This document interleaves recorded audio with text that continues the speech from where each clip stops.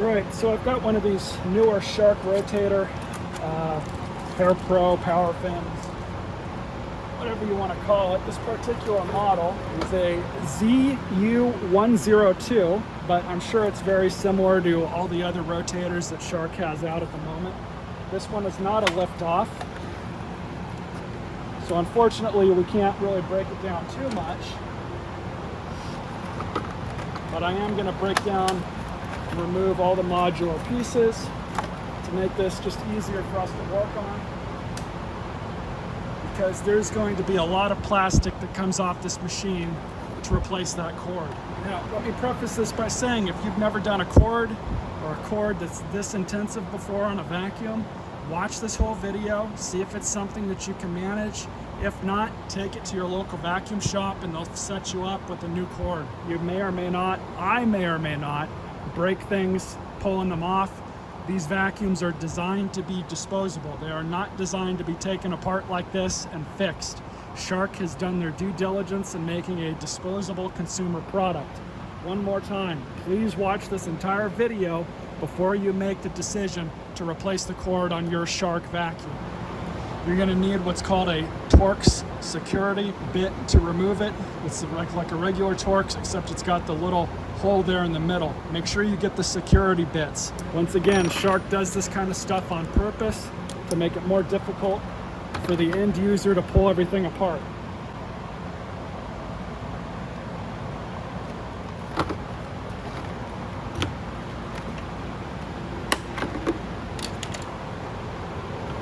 So if you start looking around this thing, you can see there's a seam that's basically got to come out. So we got to remove all of these screws, even the ones up here at the top, because this is all sandwiched in there and it's sandwiched together.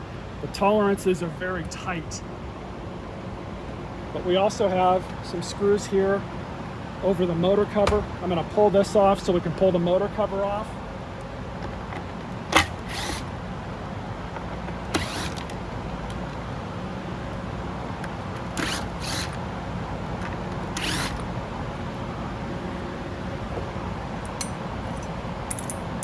And again, this just makes things a lot easier.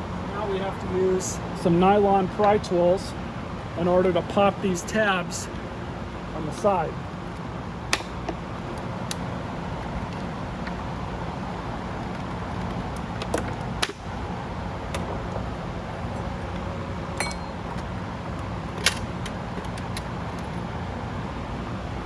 So all this does is it just makes things just a little bit easier. This is your pressure relief valve. Don't lose that. It's all got to go back together the same way it came off. So now that that's done, we'll start pulling all these back screws out. Sometimes Shark likes to hide screws underneath labels. This machine doesn't appear to have that issue.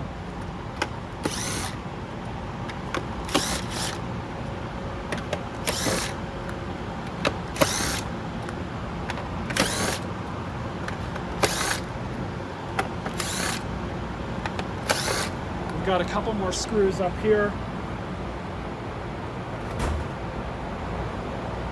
I believe these are a T10.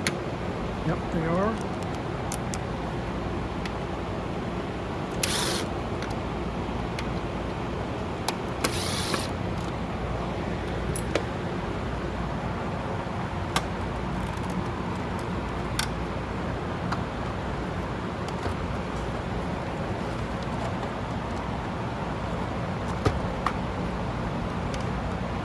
So I actually can't get this off without risking breaking anything, and I don't really want to risk it anymore. But at this point, it's much easier to break this thing down, because you'll see this is how the cord is retained in here.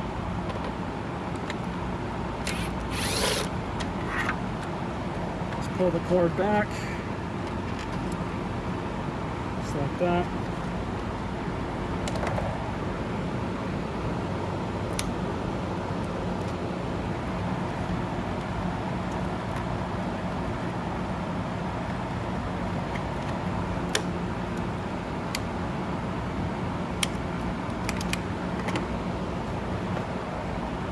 kind of doing this on purpose.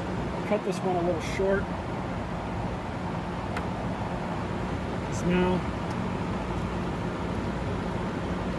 I just have to bring this back in, kind of route it where it's supposed to go.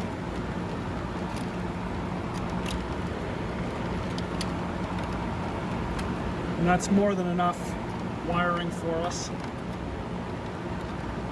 See that?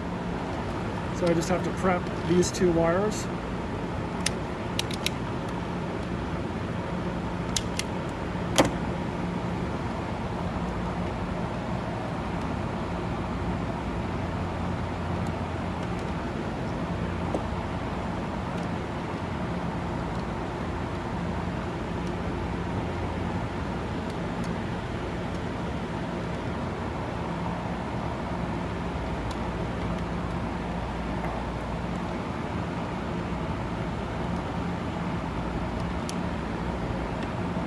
And that's it. So we'll just route the power cord. And then those two connections, I just put them with all the other connections on the other side of this ridge right here. So grab your washer and screw. Cinch these back down.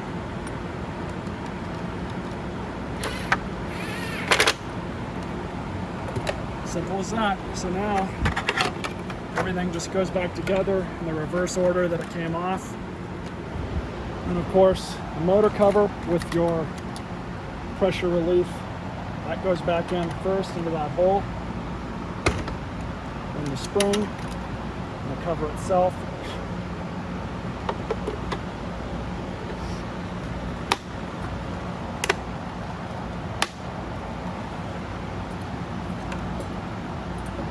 And then the 4 screws.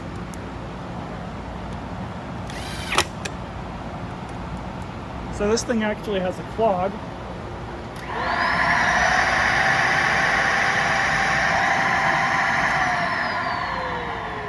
But it does work, so we know the cord replacement was fine. All right, so I just cleared the clog out of it. It wasn't too bad. Now I'll get you guys a actual running video.